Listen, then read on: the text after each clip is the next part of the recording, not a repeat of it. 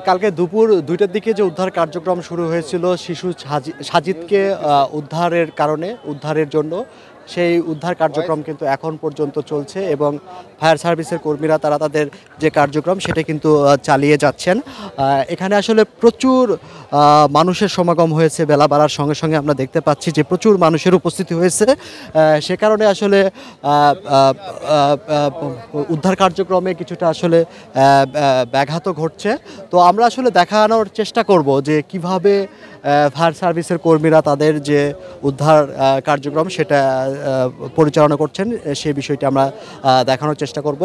শুরুতে আসলে ফায়ার সার্ভিসের কর্মীরা যেহেতু ছোট্ট 2 বছরের শিশু সাজিদ যে গভীর নলকূপের যে গর্তে পড়ে যান, সেই গর্তের গভীরতা ফায়ার সার্ভিসের কর্মকর্তা দিদার আলম বলছেন যে 150 থেকে 200 ফিট সেই গভীরতা, কিন্তু তারা প্রথম দিকে আসলে 40 ফিট গভীরের একটা প্রাথমিক ধারণা থেকে তারা সেই উদ্ধার তৎপরতা শুরু করেছিলেন এবং সেই উদ্ধার তৎপরতায় সে কারণে তারা ওই গভীর নলকূপের যে গর্ত তার পাশেই তারা এক্সকাভেটর দিয়ে সারা রাত ধরে 35 ফিট গভীর আরেকটা গর্ত তৈরি করেছেন এবং সেই গর্ত থেকে তারা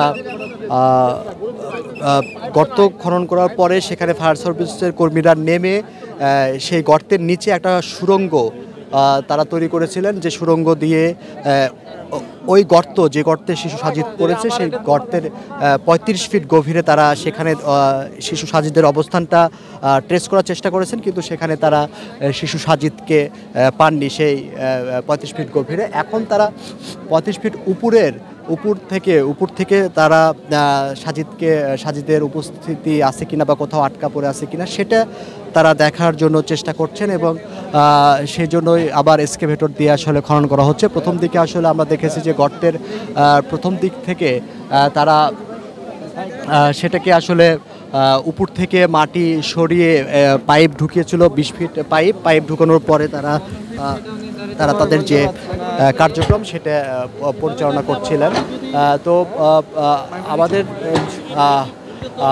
সেই কার্যক্রম তারা পরিচালনা করছিলেন, অর্থাৎ উপর থেকে ফায়ার সার্ভিসের কর্মীরা সেই পাইপটি ঢুকানোর পরে সেই 20 ফিট মাটি নিচে নামিয়েছে, কিন্তু তারা সেখানে উপস্থিতি পাননি। এখন তারা পুরোটাই আসলে খনন করার চেষ্টা করছেন চারপাশ দিয়েই যে শিশু সাজিদের উপস্থিতি রয়েছে কিনা। তো ফায়ার সার্ভিসের কর্মীরা যেটা বলেছিলেন যে প্রথম যে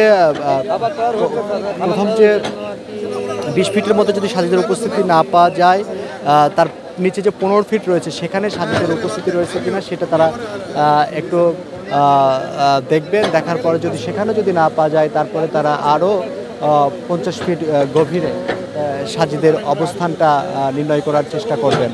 অর্থাৎ প্রথম 35 ফিটের মধ্যে যদি উপস্থিতি না পাওয়া যায় তারপর আরও 35 ফিট গভীরে তারা সাজিদের উপস্থিতি রয়েছে কিনা সেটা তারা টেস্ট করার চেষ্টা করবেন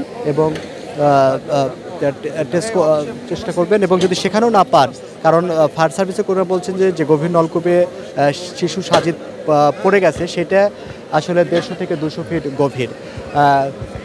আপনার সাথে একটু কথা বলা যাবে যে একটু উদ্ধার তৎপরতা নিয়ে, যে আমরা লাইভে আছি আমি বলি। তো আসলে আপনি একটু যদি ছোট্ট করে বলেন যে উদ্ধার তৎপরতা কী ধরনের। জি, যে উদ্ধার তৎপরতা আপনি অবগত আছেন, যে আপনারা দেখতেছেন আমরা 2টা এক্সকাভেটরের সাহায্যে স্থানীয় লোকজনের সহযোগিতায়, প্রশাসনের সহযোগিতায়, আপনাদের সহযোগিতায়, বিশেষ করে আমাদের মহাপরিচালক মহোদয়ের দিক নির্দেশনা, ডাইরেক্টর স্যারদের দিক নির্দেশনা নিয়ে আমরা উদ্ধার কাজ উদ্ধার চালাচ্ছি আমি। আর আপনারা জানেন যে এই উদ্ধারটা ধীরে ধীরে, অর্থাৎ গ্রাজুয়ালি করতে হয়, তাড়াহুড়ার এখানে কিছু নেই। পাশে একটা পুকুর আছে, আমরা যদি তাড়াহুড়া করে খনন করতে যাই তাহলে পুকুরের পানি এখানে ভিতরে ঢুকে গেলে আমাদের উদ্ধার তৎপরতা কিছুটা ব্যাহত হবে। সুতরাং আমরা গ্রাজুয়ালি ইন্টারন্যাশনালি আমরা এই কাজগুলো আমরা করতেছি।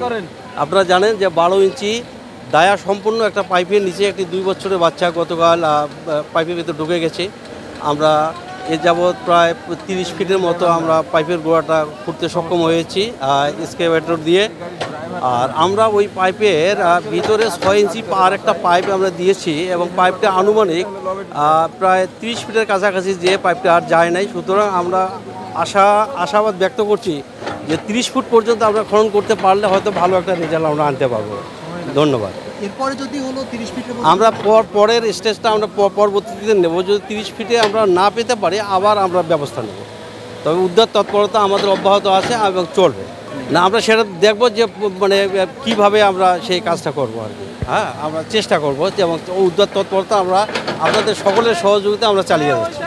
ধন্যবাদ আপনাকে। তো আসলে আমরা এখানকার রাজশাহী ফায়ার সার্ভিসের যিনি উপপরিচালক তার কথা শুনছিলাম।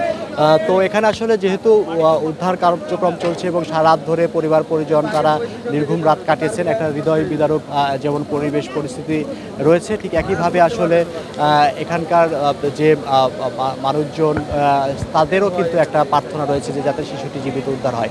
তো সেক্ষেত্রে আসলে ফায়ার সার্ভিসের যারা সদস্য রয়েছেন তারা খুবই আন্তরিকতার সাথে সে উদ্ধার তৎপরতা চালাচ্ছেন। এখন সব মানুষের প্রার্থনা ভালোবাসা যে শিশুটি আসলে জীবিত উদ্ধার হয় কি না।